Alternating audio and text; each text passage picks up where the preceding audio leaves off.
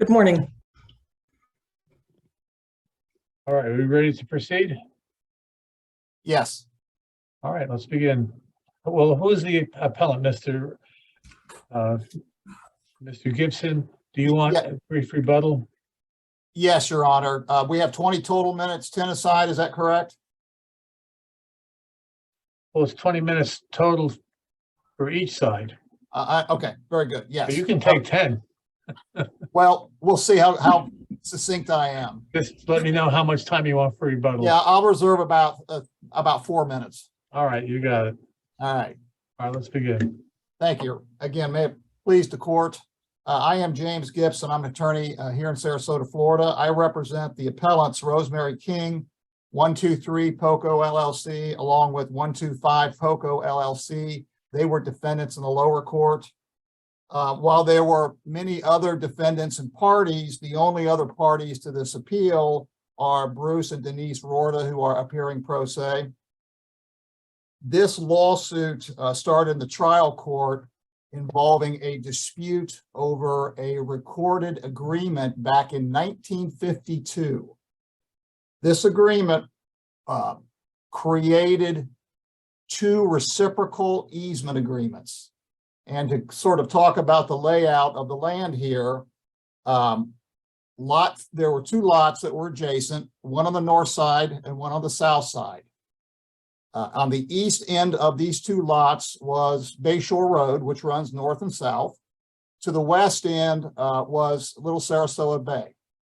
Mr. Gibson? Yes. Let me just sort of jump ahead a little bit because I think we're all fairly familiar with the facts. Is Okay. there any dispute that the original grantors, the Lepards and the Lockwoods, intended that each parcel have the benefit of the entire road? Well, in terms of what they intended back in 1952, I can't say, but I will say this. I don't think there's any question that the north side owners intended that the lot 3, the south side owners had the right to use the north side road and vice versa. I don't think there's any question about that. And isn't it, to follow up, Mr. Gibson, and isn't that the way that it has kind of progressed all of these years, and now with the latest dispute is because there's some issues in terms of folks, maybe staying up too late and so forth. I guess that follows up with what Judge Joachim was saying.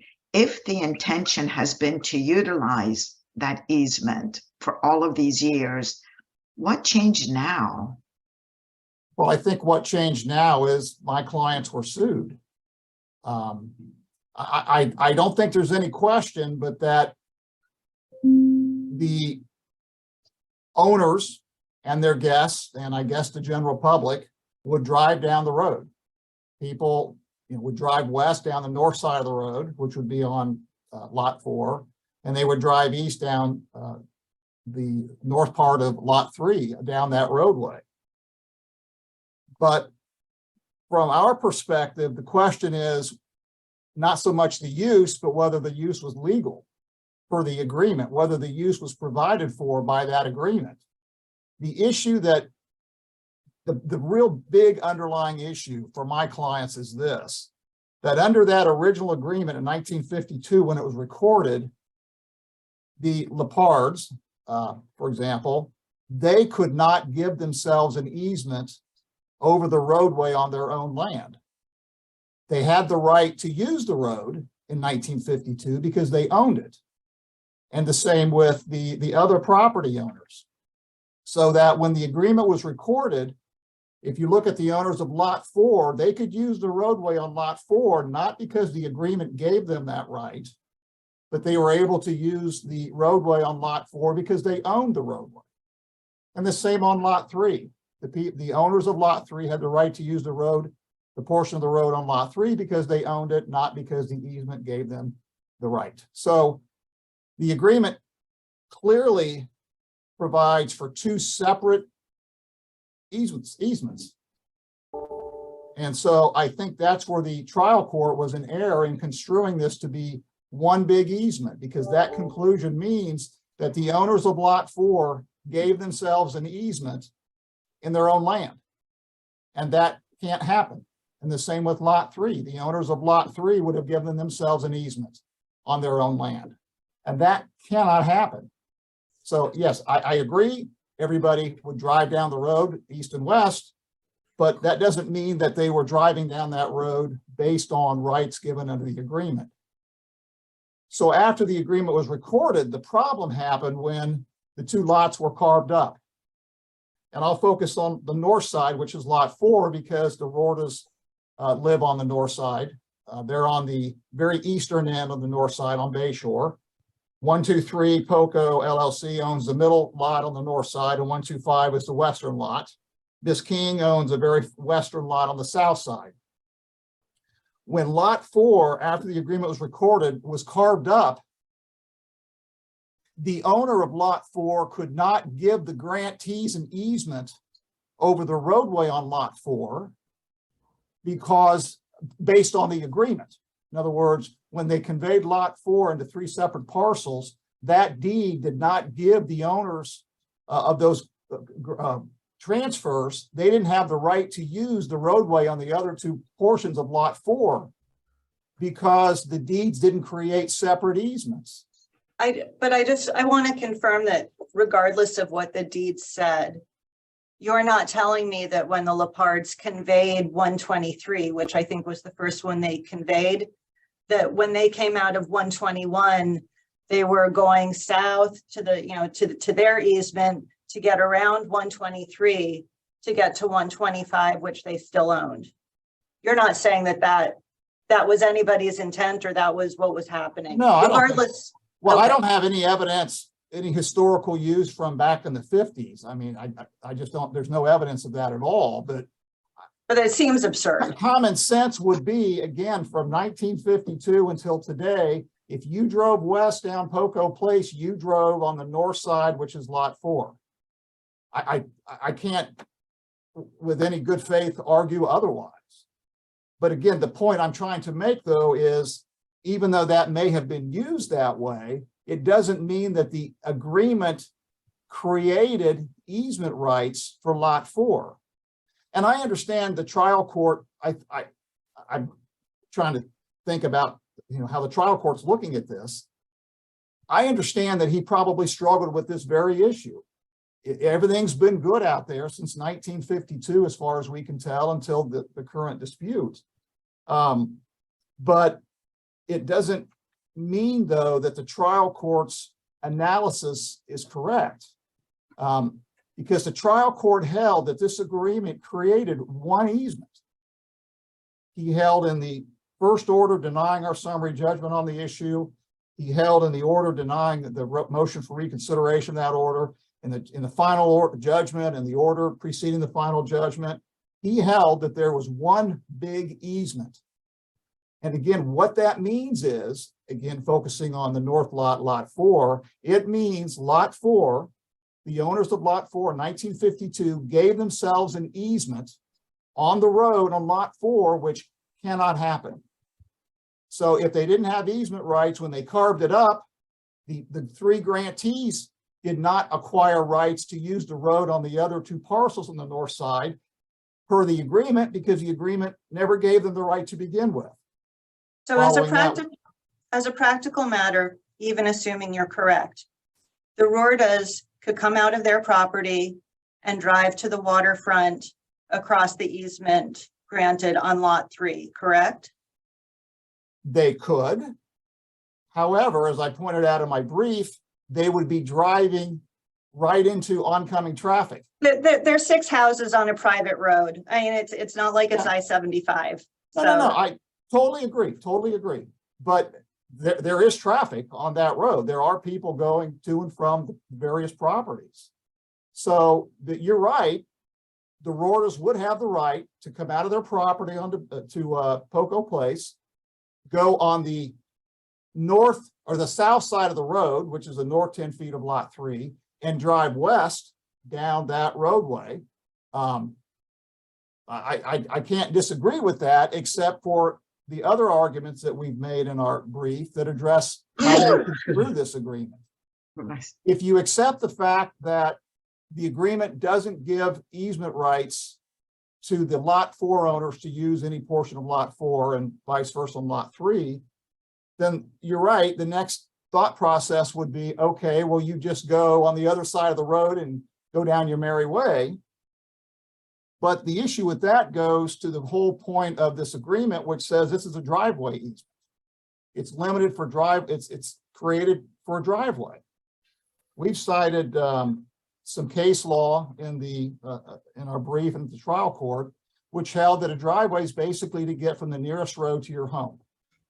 Were the homes in 1952 or 1954, were the Lockwoods and the Lepards homes No, at the very end of the street?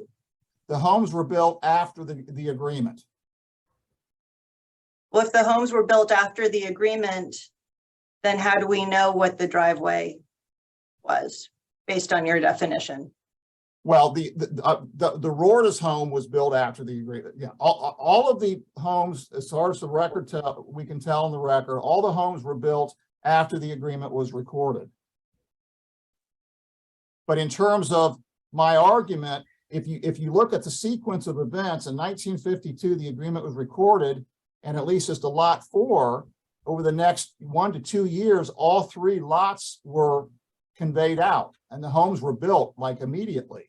So I think that for that reason, to construe this as access to the property.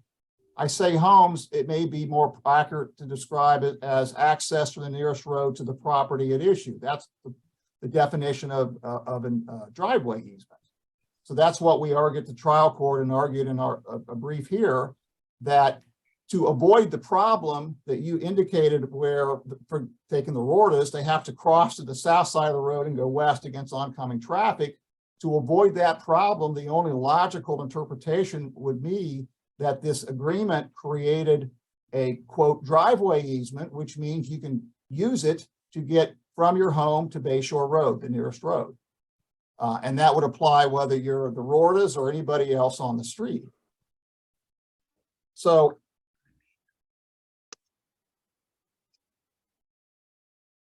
if you take that step one further, basically what this would mean is that the easement, once they were carved up, lots 4 and lot 3 were carved up into the 3 lots. The easement agreement provided that the easement would end at the western boundary of each of the 6 lots. So for the Rordas, at the western extension of their, or the north-south extension of their western boundary, that would be as far down the road that they could go. In other words, they couldn't even go to the south side and travel west because, again, under a driveway easement, you don't need to go west from the Rordas property down the street to get to Bayshore Road. Bayshore's to the east. So we think that the real fundamental error by the trial court was this conclusion that there is just one easement agreement, or excuse me, that there's just one overall easement instead of 2 reciprocal easements. In fact, going back to that topic, if you look at the agreement itself, the agreement talks about that it uses the term creating reciprocal easements, plural. It talks about the parties of the first part and the parties of the second part give one to the other. So one side gave an easement this way, one side gave an easement the other way, but one side didn't give themselves an easement.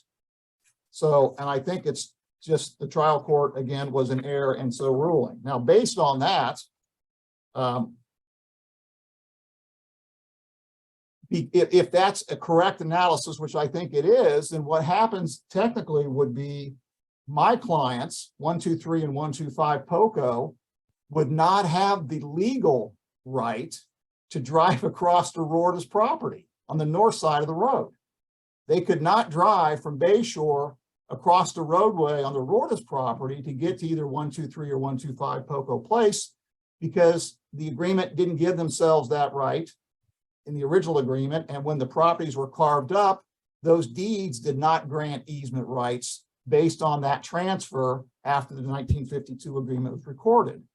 So we also sought in our counterclaims, we sought an easement by necessity or an implied easement under 704.011 and 2 to establish an easement over the roadway on the Rortis property. Clearly, unless we're going to drive, as you indicated, Your Honor, on the south side of the road going west, we would have to have an easement over the Rortis property under those two statutes. The trial court said, no, it's one big agreement. We're not going to give you that easement under 704.011 or 2. And I think that was also in error, again, based on the initial analysis that there was dual easement agreements. The other issue that we raised, just moving on here with my time, I've got about a minute left. There was a prior lawsuit brought, I think in 2015, where the Rortis sued my clients for the same relief they sought in this same lawsuit. They sought littoral rights and they sought to remove the gate. The trial court in that first case denied and entered a judgment in favor of my client. They had no littoral They rights. granted summary judgment. They didn't actually enter judgment, correct? Well, they entered a final judgment or a final order. I don't know the exact nomenclature of that Well, document. I apologize for interrupting, but it's not just nomenclature. I mean, an order granting summary judgment is not the same as the entry of judgment, right?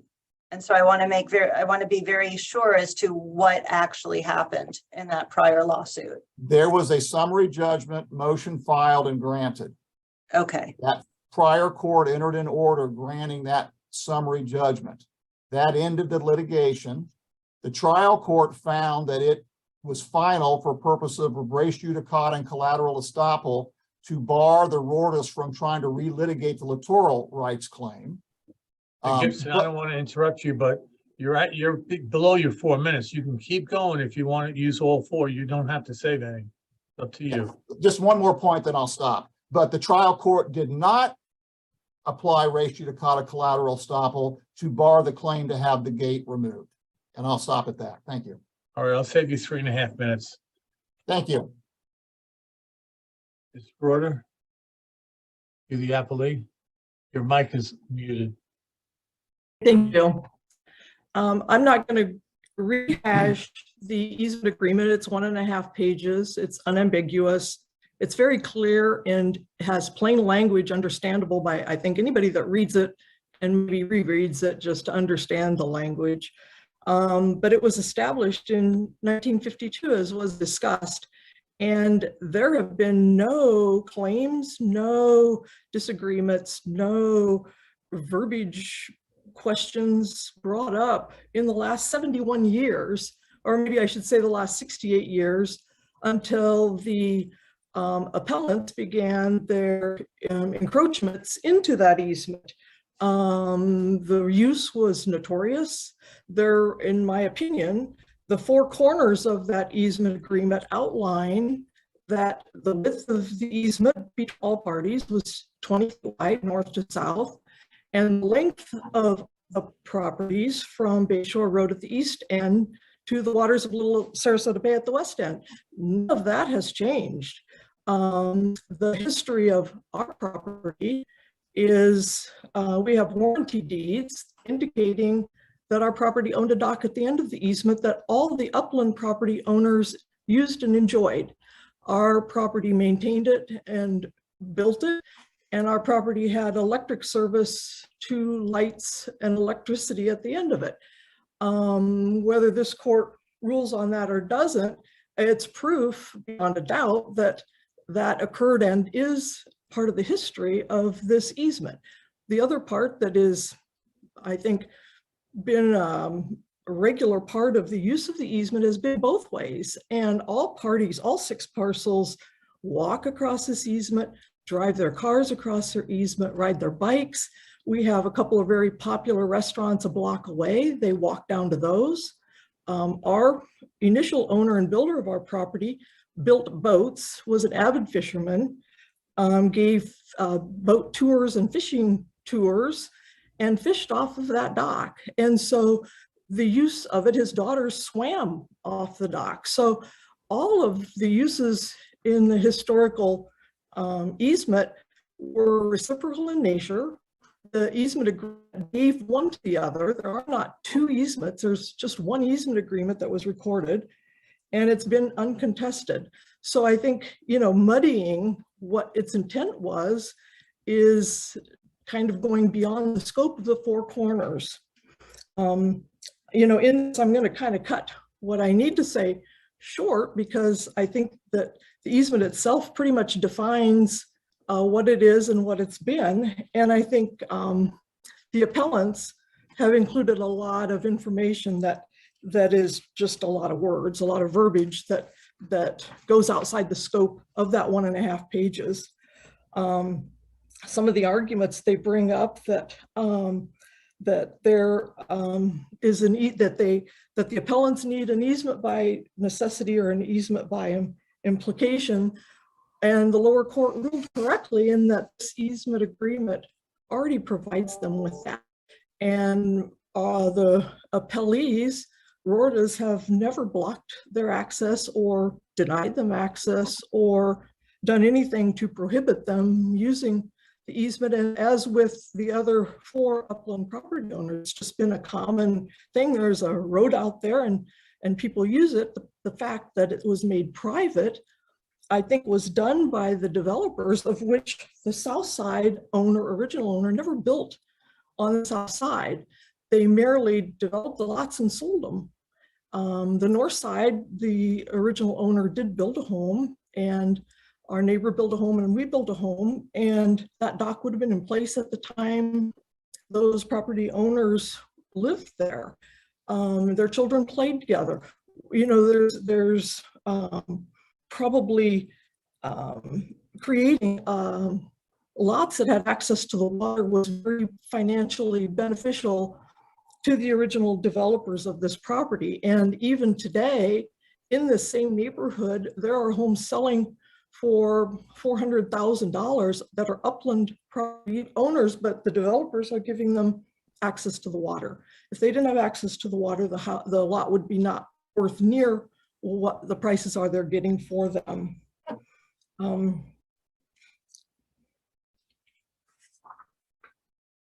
The appellants argue that the trial court erred, that we should be barred by collateral estoppel and res judicata. I think the very simple nature of the case is the RORTAs did not initiate this case. It was a lawsuit brought on by another property owner. We were drawn in as defendants in the case, and the appellants further named us in their claims against us as well as in the original lawsuit. So I think that opens the door for retrying any issues that were at hand in a previous lawsuit. And I think the judge did not err in his ruling in that argument. When they say the appellants say the easement only created a driveway, it not only uses the word driveway, but it uses easement agreement. So in an easement, there's a lot of other things that happen on a private road besides just driving your vehicle. And the appellants do the same as we do as far as using the east end very liberally and freely for things like besides just driving their car. So I think the lower court ruled correctly in trial court for that argument as well. Another argument, the appellants indicate they believe the easement should terminate at the west end of every property owner's property. And we agree the lower court ruled correctly in that the easement agreement ran with the land. It conveyed as a covenant that ran with the land.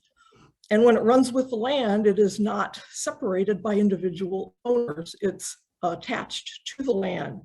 And the easement agreement, again, was very clear in its language that described the north-south width as 20 feet and the east-west length as running from Shore Road to the waters of Little Sarasota Bay.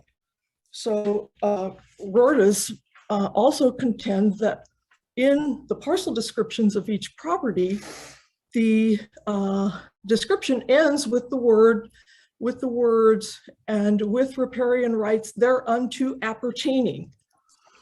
Those property descriptions for both Lot 3 and Lot 4 say the same language, and RORDA's construe the plain and simple language of the four corners of that agreement to mean there's 20 feet of an easement that abuts the water's edge.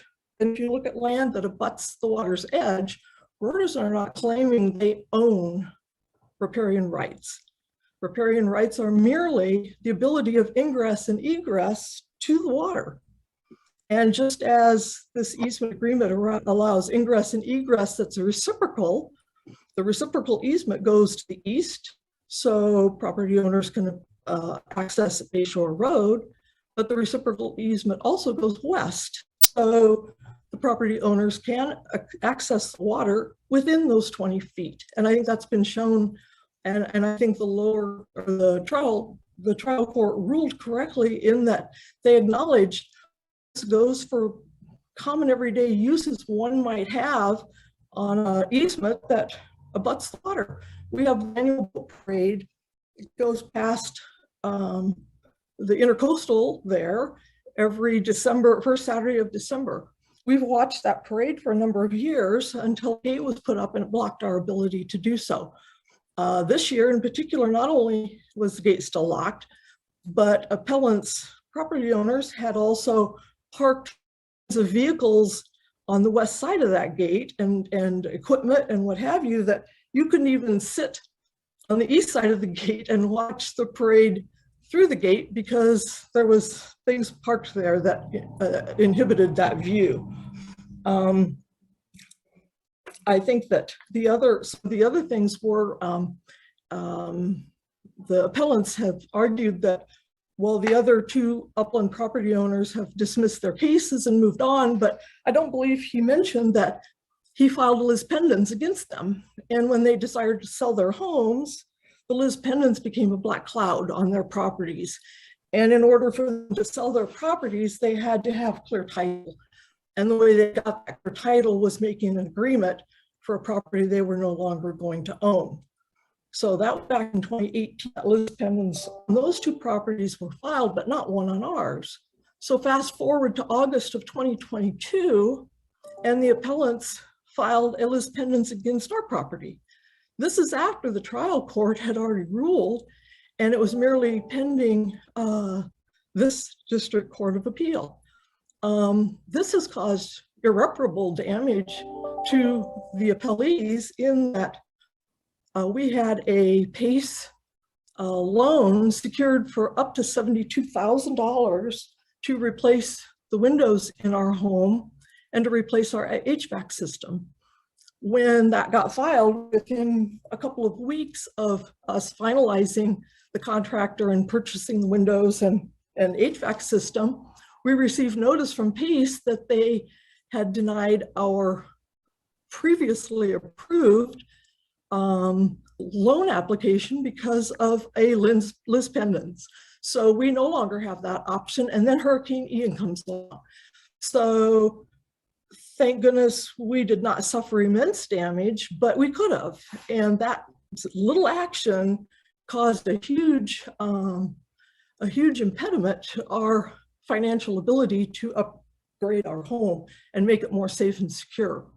The second thing their lis pendens did was caused us damage. We were seeking a new management company for our property in our absence when we're not using it if we have vacation guests. When we went to sign the paperwork, they brought up the fact there's a lis pendens on our property creating a cloud, and they had concern that that could impact someone they may bring on board to use our property. So I think the actions of the appellants are kind of reflective of how they're treating this entire easement, is that what benefits them, and what causes harm or damage to someone else is not of concern. I think that the entire case revolves around that simple agreement. And the RORDAs feel, for the most part, that the trial court ruled correctly in the decisions it made. I think the judge in that case was very fair and very thoughtful. And I think the Rora's only couple of things where there could be error would have been the riparian rights, which this Court of Appeal is very familiar with. And many of the cases that the appellees cited were actually heard in the Second District Court of Appeal. So, But Ms. Rorda, you didn't file a notice of appeal from the No. court's determination in that No. regard. So that's really not before us to consider, is it? okay. And then the other thing I was just going to mention was the trial court did rule that the easement be restored to its original condition, but they circumvented focusing on the gate. And the Rora's feel like the gate creates a modification to the easement and the gate should be removed. So it's fair and equitable to all homeowners that are on of the 6 homeowners that are on the easement itself.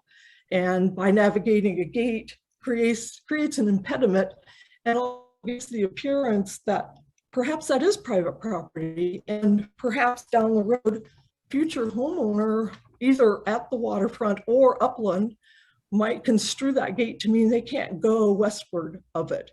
And I think this easement allows access to the entire west end of the easement, not point eastward of that water's edge.